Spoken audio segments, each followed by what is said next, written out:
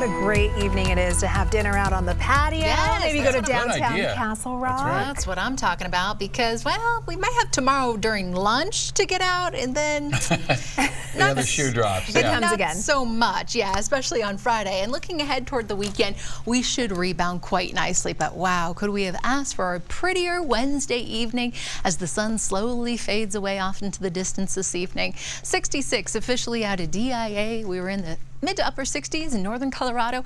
A couple of 70s on the map off to the eastern plains as well. 71 in Lamar and La Junta with 40s and even 50s up in the mountains. So temps today running just a bit above that average of 55 and just shy of a record high 75 last set back in 1916.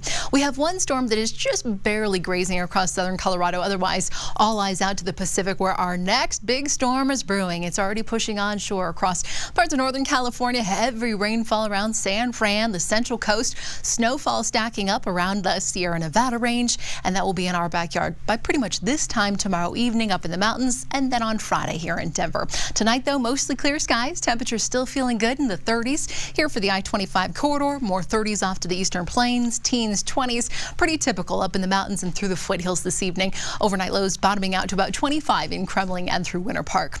Now tomorrow, throughout much of the day, noon until about 8 p.m., we will be tracking some really strong winds. It has been so dry off to the southeastern corner of the state, so they will be looking at high fire danger out there, wind gusts upwards of 40 miles per hour, so keep that in mind if you're out in that direction. Looking at the futurecast, about 8 o'clock or so tomorrow morning, a beautiful ride into work or school. We'll have plenty of sunshine here for eastern Colorado, but those clouds start streaming in out to the west. Strong winds down there throughout the day. By about 7 o'clock, that snowfall really begins to fill in toward the San Juans, parts of I-72. And then looking ahead toward Friday morning, heavy mountain snow.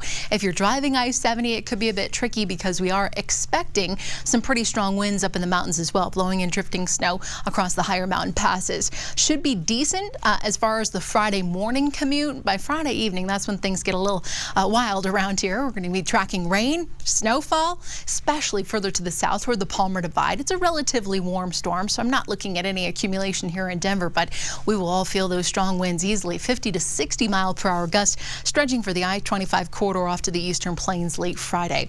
Winter weather advisories in place about 4 to 12 for the park, the Elkheads, Flat Tops 2, Vail, Aspen, Snowmass, looking about 6 to 12, and same down toward Telluride and through the San Juans.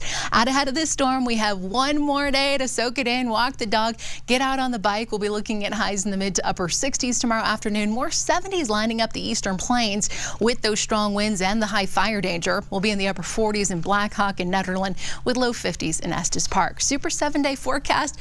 Yep, that's when the shoe drops on Friday. Low 50s for highs. Very strong winds. That takes us into Saturday. Couple of light snow flurries, and then we bounce back. 60s Sunday and 70s patio weather yet again coming our way on St. Patty's Day.